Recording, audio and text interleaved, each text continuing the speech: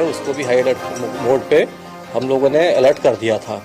Generally होता क्या है कि इस तरह की जो घटनाएं होती हैं उसमें कई बार ये देखा गया है कि जो अपराधी है वो तत्काल नहीं निकलते हैं और वो कोशिश ये करते हैं कि अपना एक जगह हम लोग छिपे रहें और जब इस तरह का जो समय होता है जैसे अर्ली मॉर्निंग होता है या देर रात होता है उस समय निकला जाए। लेकिन हमारी टीम्स जो है इसमें लगातार लगी हुई थी। तो आज सवेरे जब जो हमारी चिनहट एसओ की टीम थी उसको एक मुखबिर ने खबर दी कि 2 गाड़ियों में कुछ लोग हैं, संदिग्ध लोग हैं जो निकलने का प्रयास कर रहे हैं। तो उनके द्वारा तत्काल उन गाड़ियों का पीछा करते हुए वहाँ पहुँचा गया। उसमें से एक गाड़ी में 3 लड़के थे, दूसरी गाड़ी में भी कुछ लड़के थे। तो उनके द्वारा जब पुलिस ने उनको चैलेंज किया तो उनके द्वारा जो है पुलिस के ऊपर फायर भी किया गया। उसी मुठभेड़ में जो है एक बदमाश घायल भी हुआ था। तो उस समय तक ये नहीं मालूम था कि ये बदमाश कौन है और किस घटना को कारित करके निकले, क्योंकि सूचना सिर्फ ये थी कि इस तरह से कोई नई उम्र के लड़के हैं और 2 गाड़ियों में संदिग्ध रूप से घूमते हुए रात में निकलने की कोशिश करते हुए देखा गया है उनको। तो जब उसमें जो घायल व्यक्ति थे और जो 2 लड़के अन्य लोग पकड़े गए तो उनसे जब पूछताछ की गई तो उनके द्वारा बताया गया कि जो हम लोगों के द्वारा जो है जो 22 तारीख को जो की रात में जो घटना हम लोगों के द्वारा एक बैंक में की गई थी उसी को लेके हम लोग यहाँ से निकलने की फिराक में थे। लेकिन दिन में ना निकलने की वजह से पुलिस की 4-चौबंद व्यवस्था की वजह से हम लोग जो है रात में अर्ली मॉर्निंग निकलने की कोशिश कर रहे थे।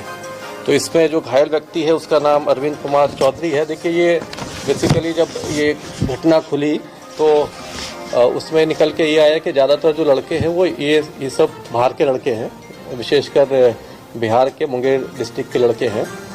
तो लेकिन जनरली ये होता है कि इस तरह की जो घटनाएं होती है उसमें कहीं ना कहीं लोकल कोई ना कोई मुखबिरी रहती है।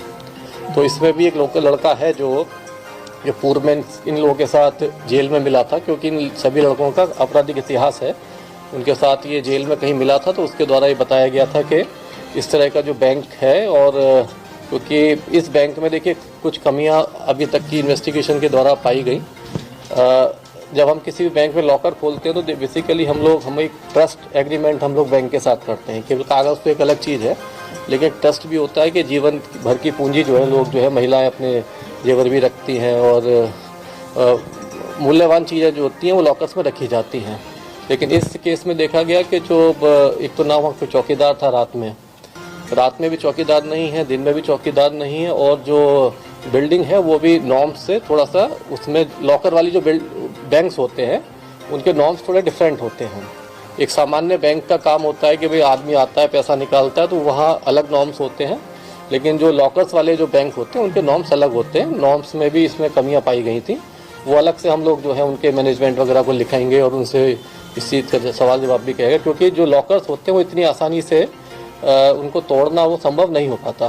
तो कहाँ उनके मानकों में कमी रही कि लगभग 2-3 घंटे में ही लगभग 42 लॉकर्स को उन लोगों के द्वारा जो मतलब सामान्य इक्विपमेंट से काट लिया गया। सामान्यतः इतनी मजबूत लॉकर चेस्ट होती है कि वो उसको बिगर गैस कटर के इस तरह के काटना असंभव वाला काम होता है। लेकिन किस परिस्थितियों में ये हल्के चेस्ट करेंसी लगे हुए थे जिसमें लोगों का इतना मूल्यवान सामान जो है इसमें रखा हुआ था। जो लॉकर्स के जो ओनर्स हैं उनसे उनकी लिस्ट हम लोगों ने जो है वो बैंक मैनेजमेंट से ली है, जिनके भी लॉकर्स हैं, क्योंकि बैंक और जो क्लाइंट होता है उसके बीच में एग्रीमेंट ये होता है कि भाई हम आपका सामान रख रहे हैं लेकिन अंदर क्या है वो बैंक उसकी गारंटी नहीं लेता है। बैंक अक्सर ये कहते हैं कि भाई हमारा चीज़ें तो इंश्योर्ड है, तो इंश्योर्ड उनका जो करेंसी कैश का जो पैसा होता है वो इंश्योर्ड होता है, ना कि जो हमारा आपका जो सामान उसमें रखा होता है वो इंश्योर्ड होता है। तो इसमें इस तरह की घटनाओं में जो अंत में जो दिक्कत आती है वो जो क्लाइंट होते हैं उनकी होती है। लेकिन यहाँ एक बहुत महत्वपूर्ण बात ये रही कि हमारी टीम ने 24 घंटे से कम में भी जो है देखिए इस घटना को जो है अनावरण किया है। अभी कुछ बरामदगी काफ़ी जो बरामदगी हुई है वो तो हुई है, कुछ लड़के अभी भी फरार हैं, उनसे भी बरामदगी होगी। और जो क्लाइंट्स जो हैं जिनके बैंक्स के लॉकर्स के जो मालिक हैं उनसे भी पूछताछ की जाएगी कि भाई किसका क्या सामान था, क्योंकि अभी तो किसी को पता ही नहीं कि किसका क्या सामान था। क्योंकि लॉकर एक ऐसी प्रक्रिया है कि उसमें आदमी आता है, सामान्यतः अपना चाबी बंद करता है, चला जाता है। वो बैंक के पास भी डेटा नहीं होता, वो डेटा क्योंकि कई बार ऐसा होता है कि लॉकर बहुत पुराने होते हैं, तो एक शहर में पोस्टेड होता है, वो अपना लॉकर चला जाता है, 2-2 साल तक आदमी लॉकर ऑपरेट नहीं करता। तो इन सभी से संपर्क किया जाएगा जो व्यक्ति हैं और किसका क्या सामान था, उनको उस चीज़ का प्रूफ भी देना पड़ेगा, अन्यथा कई बार ऐसा होता है कि सामान किसी दूसरे का है, वो आदमी कुछ हो। तो अभी जो इन लोगों से बरामदगी हुई है वो, क्योंकि अभी देखिए हम लोगों का जो, हम इसको पीली धातु और सफ़ेद धातु इसलिए कहते हैं कि जब तक हम सर्टिफाइड उसको ना देख लें, कई बार ऑर्नामेंट जो होते हैं वो नकली भी होते हैं, ऐसा नहीं होता कि भाई सारे ऑर्नामेंट जो उसमें रखे जाते हैं। तो सर्टिफिकेशन भी हम लोगों को द्वारा शिनाख्त, एक जो माल बरामदगी होती है उसकी भी शिनाख्त परेड टाइप होती है, वो भी हम लोग उसको कराएंगे। और सभी क्लाइंट से बात करके जो ओनर्स हैं उनसे पूरा इसका खाका बनाया जाएगा, किसके किसका क्या सामान गया हुआ है इसमें। तो इसमें ये अभी एक विवेचना का बिंदु है, जो मैंने आपको केवल एक फ्लैग किया इस चीज़ को जो है। देखिए मैंने आपको क्या बताया, एक कोई भी घटना जो होती है ना वो कभी भी लोकल मुखबिर के बगैर नहीं होती है।